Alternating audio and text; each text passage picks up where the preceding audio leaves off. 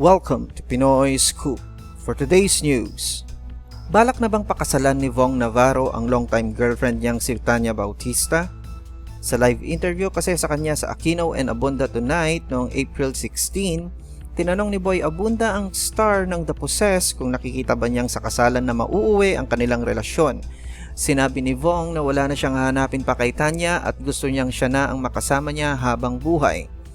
Matatandaang sa kainitan ng isyu ng pambubugbog umano ng grupo ni Cedric Lee kay Vong, nasa tabi lang ng komedyante ang girlfriend. Sa kabilang to ng pag-amin ni Vong na nakipagkita siya kay Denise Cornejo kaya nangyari ang insidente at may naganap pa umanong oral sex.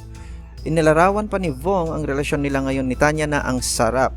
Parang best friend din pala niya si Tanya kasi before ang laging focus daw niya ay dun sa mga kaibigan niya.